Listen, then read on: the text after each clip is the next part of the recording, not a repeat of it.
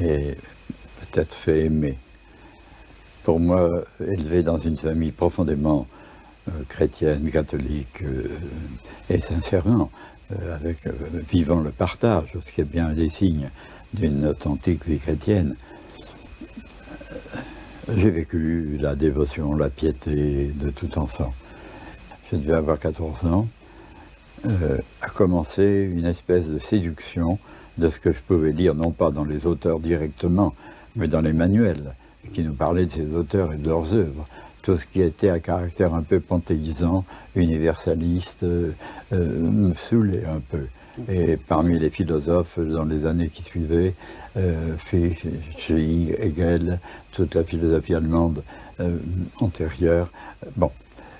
Et un jour, dans une lecture, je ignore complètement dans quel livre, ce que je sais, c'est que ce n'était pas dans la Bible, je suis tombé sur le récit du buisson ardent, Moïse le petit berger qui s'entend dire va dire au peuple d'Israël de fiche le camp, et Moïse tremblant qui dit mais on va me prendre pour un fou, on va me dire qui t'envoie, et la voix lui répondant tu diras je suis, m'envoie vous dire partez. Ça a été absolument comme quelqu'un qui est en train de se noyer et qui tout d'un coup s'accroche à un rocher, se tape la tête sur un caillou. C'était l'absolu opposé à tout ce dans quoi je pataugeais jusqu'alors. Dans le missel comme dans mon bréviaire, quand je lis le Dieu d'Abraham, d'Isaac et de Jacob, je dis zut, et le Dieu des autres. Pour moi, Dieu, c'est un absolu. Il est impossible de le relativiser comme s'il y avait les autres. Lorsque je lis le Seigneur, votre Dieu, il n'est pas votre Dieu, c'est le Seigneur Dieu. Et Israël va avoir la mission de porter cela à travers le monde. Vous avez mis en parallèle la fin du national-socialisme et la fin du communisme en Union soviétique. Pour vous, Hitler, Staline, même combat? Il y a 1000 différences, mais il y a la ressemblance qui est la violation de toute notion de droit, la conception que vous, 50-60 kilos, rien ne vous distingue de 60 kilos de cailloux. Pour une fin que s'est proposée le tyran, il vous enverra en Sibérie ou il vous enverra à Dachau pour vous faire travailler, bûcher jusqu'à ce que vous en creviez. Et c'est la négation du droit.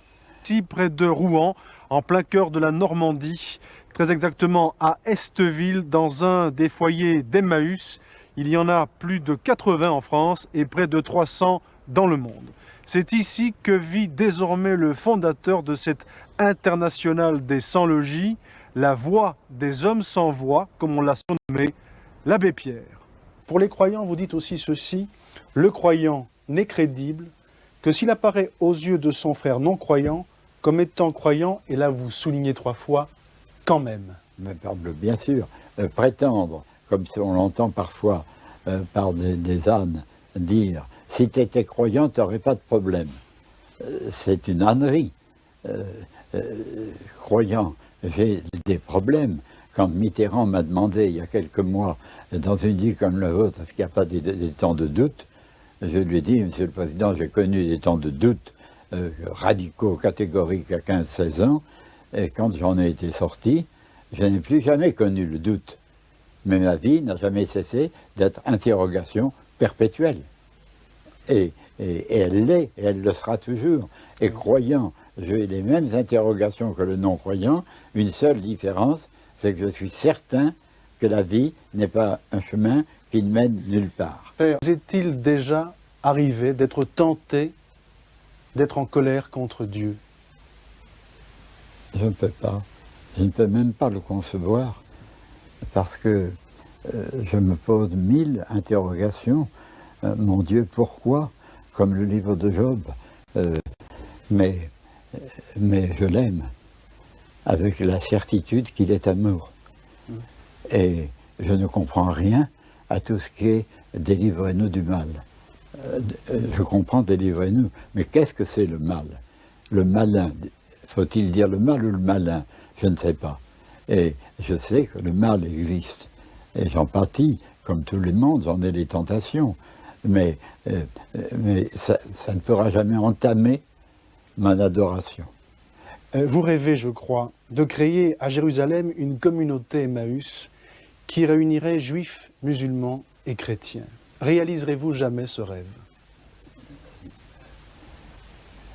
Je ne sais pas si je ne serai pas cueilli par le bon Dieu avant que la paix suffisante soit venue dans Jérusalem pour que cela soit réalisable et réalisable dans l'esprit qu'il faut, c'est-à-dire pas sous la domination d'un refusé par d'autres qui estiment avoir eux aussi des droits pas respectés.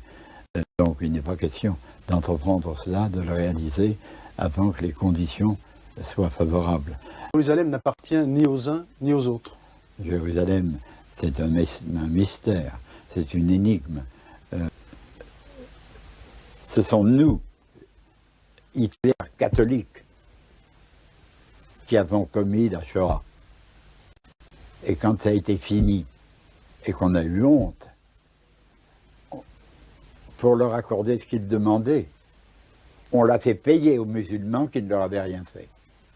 Et on a trompé les Palestiniens en leur disant honteusement éloignez-vous pendant quelques mois et vous retrouverez vos terres. On leur a menti. Premièrement, il y a là une souffrance dont on ne voit pas la fin. Conquise à coup de génocide, en massacrant Usquat Pecora jusqu'au bétail, tous ceux qui étaient là. En quoi peut-on continuer à considérer, pour des millénaires jusqu'à la fin du monde, terre promise, une terre qui a été conquise? Et la terre promise à Israël, c'est la terre entière. Que Dieu est amour, et nous pouvons tous coopérer à cela.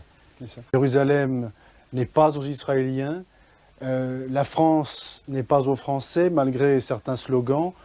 Vous dites « la terre est aux humains ». Absolument, et nous ne vivrons que comme ça.